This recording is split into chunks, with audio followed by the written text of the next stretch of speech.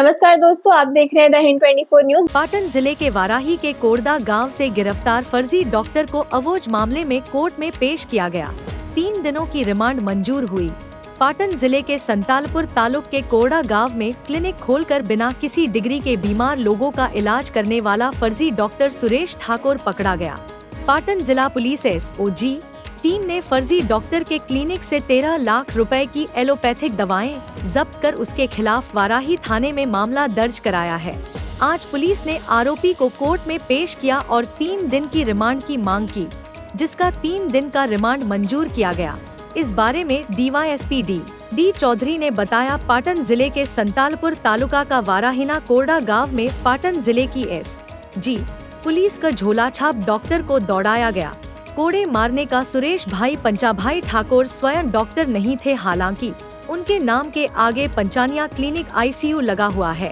वह बिस्तरों वाला एक औषधालय चलाता था। कौन सा मरीज आता है, यह मरीज को अपनी जान की परवाह किए बगैर करना होता है।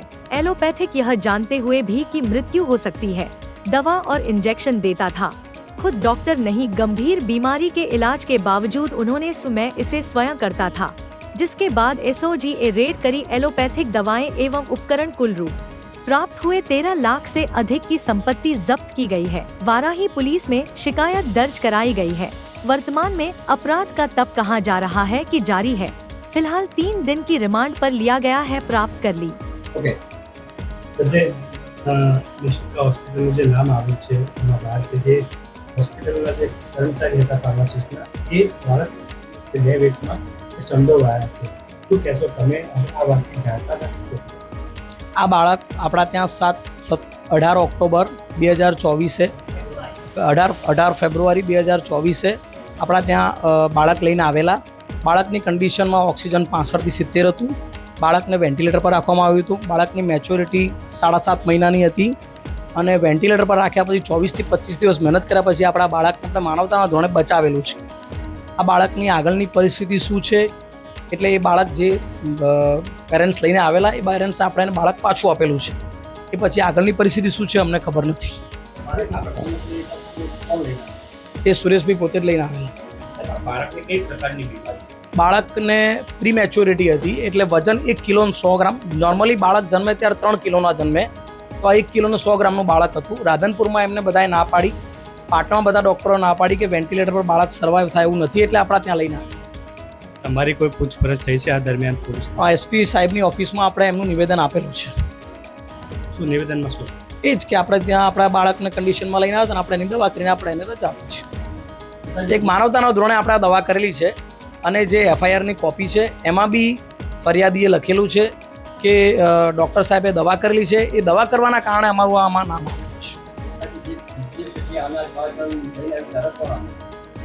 એને આપણે લગભગ 14 માર્ચે રજા કરેલી, લગભગ 20 કે 21 માર્ચે એમના નીરવભાઈ મોદી કરીને બાળક લઈને આવેલા, ત્યારે એને ઉલટીઓ થતી હતી, પાણી ઘટી ગયું, બાળકને ICUમાં રાખીને દવા ચાલુ કરી। એકચ્યુઅલી એવું હોય કે આમાં જન્મ પછી 1.5 મહિનાનું બર્થ સર્ટિફિકેટ આવે ત્યારે એનું નામ આવે, એટલે આનું કોઈ નામ બાબો કે બાબાના મમ્મીનું નામ બાબો મીતાબેન મોદી, બાબો રચનાબેન મોદી એવું જ અમે નામ લખીએ, બાબાનું નામ અમે ન લખીશું।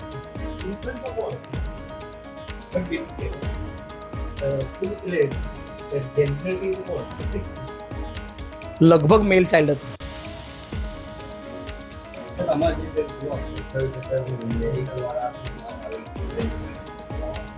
એના માટે સાહેબ બંને જણા SPO સાહેબની ઓફિસમાં નિવેદન આપવા માટે ગયેલા છે। એમનું નિવેદન આવેલા આપણને ખ્યાલ આવી જશે। રાત્રે 12 વાગે આ સુરેશભાઈ બાળકને લઈને આવેલા કે રાધનપુરમાં અને પાટણમાં કોઈ આ બાળકને દાખલ રાખતું નથી એની ક્રિટિકલ કન્ડિશનના કારણે, એટલે આ બાળકને આપણે અહીંયા આપણી હોસ્પિટલમાં એડમિટ રાખેલું, વેન્ટિલેટર પર રાખીને ફેફસા વિકસાવવાનું ઇન્જેક્શન નાખી બાળકને લગભગ 25 થી 26 દિવસ જેવી મહેનત કરીને બાળકને બચાવેલું છે, બરાબર। એ બાળકને બચાવ્યા પછી આપણે આ બાળકને એ ભાઈને પરત આપેલું છે। પ્રથમ વખત આ બાળકના માતા પિતા તરીકે કોણ આવ્યું હતું, ત્યારબાદ બીજી વખત અહીંયા સારવાર લેવા આવ્યું, ત્યારે માતા પિતા કોણ હતા? પ્રથમ વખતે આ બાળકના માતા પિતા એલા બાળકને સાથે સુરેશભાઈ અને એમના સાથે એક બહેન આવેલા હતા। એ પછી 14 કે 15 માર્ચે આપણે આ બાળકને ડિસ્ચાર્જ કરેલું હતું। પછી 4 થી 5 દિવસ પછી આ બાળકને નીરોભાઈ દ્વારા અને એમના સાથે બેન હતા. જે આ બાળકને વોમિટિંગ થઈ, પાણી ઘટી ગયું, એટલે આ બાળકને આપણા ત્યાં આઈસીયુમાં એડમિટ રાખેલ.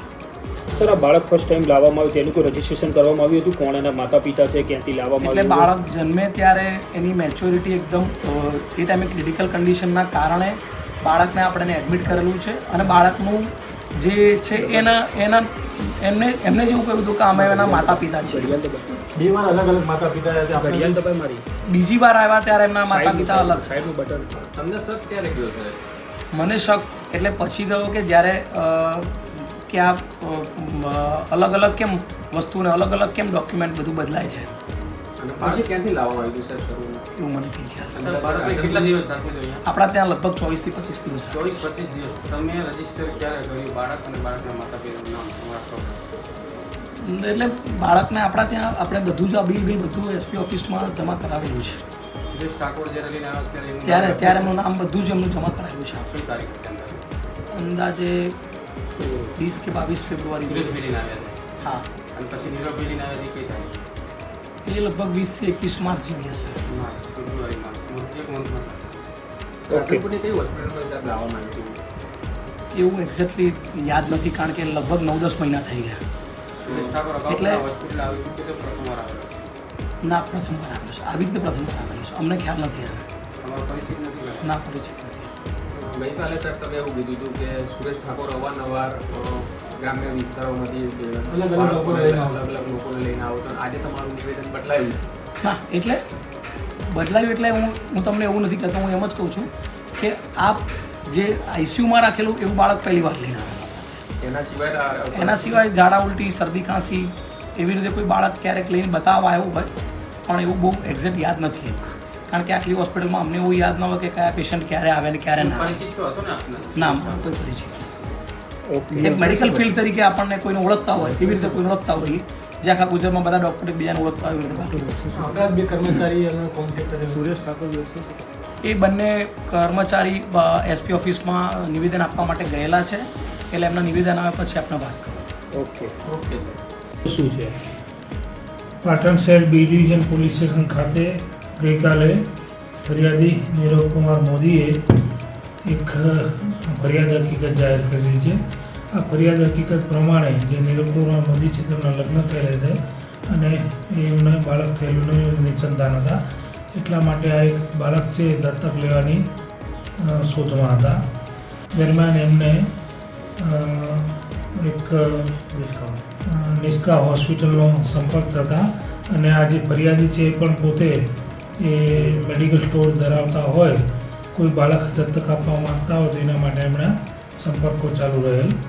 દરમિયાન ગયા માર્ચ મહિનામાં નિષ્કા હોસ્પિટલ ખાતે એક અનાથ બાળક છે એ સારવાર માટે આવેલું અને તેમને તેમના મિત્રો છે તેમનાથી ખબર પડેલ કે આ બાળક દત્તક મળી શકે એમ છે. જેથી આ બાળક કોનું છે તો એમને જાણવા મળેલું કે આ બાળક છે એ કોરડા ગામ, તાલુકો સાંતલપુરના જે સુરેશભાઈ માતાજી ઠાકોરજી સારવાર અર્થે મૂકી ગયેલા છે.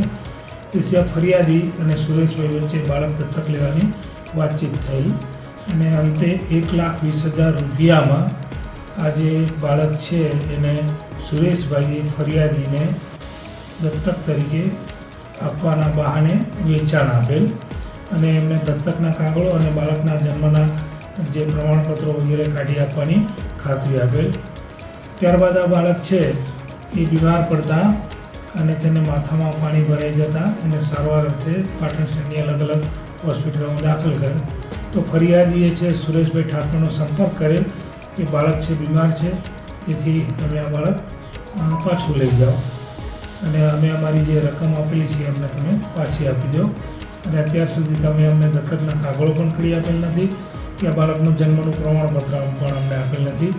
જેથી આ બાબતે આ લોકોને અવારનવાર મિટિંગ થયેલી અને ત્યારબાદ આ બાળક છે એ જે સુરેશભાઈ ઠાકોર છે એ પરત લઈ ગયેલ અને અત્યાર સુધી ફરિયાદીના પૈકીના 50,000 રૂપિયા પાછા આપી અને ફરિયાદી સાથે છેતરપિંડી કરેલ છે અને દત્તક તરીકેના કાગળો બનાવી આપવાનો જે વિશ્વાસ આપેલો એ હવે તેણે વિશ્વાસઘાત પણ કરેલ છે અને આ બાળકના જે જન્મના જે પ્રમાણપત્રો બનાવવાના હોય અને અન્ય જે સાધનિક કાગળો બનાવવાના એ રાધનપુરની નગરપાલિકા ખાતે આજે ફરિયાદી છે તે અને તેમની પત્નીના નામને આ બાળકનો જન્મ થયો છે તેવા બનાવટી દસ્તાવેજો બનાવી અને ફરિયાદીએ આપેલ છે.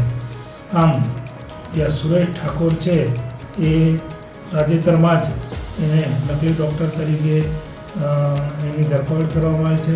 હાલમાં પોલીસ રિમાન્ડ ઉપર પણ છે અને આજે અત્યારના જે ફરિયાદી છે એમની સાથે એમને પોતાનો બદઇરાદો પાર પાડવા માટે રૂપિયા 1,20,000માં એક બાળક છે એ વેચાણ આપેલ અને દત્તકના કાગળો પણ નહીં કરી આપ્યા અને ત્યારબાદ એ બાળકના જે જન્મના જે પ્રમાણપત્ર છે એ બનાવટી બનાવેલ છે.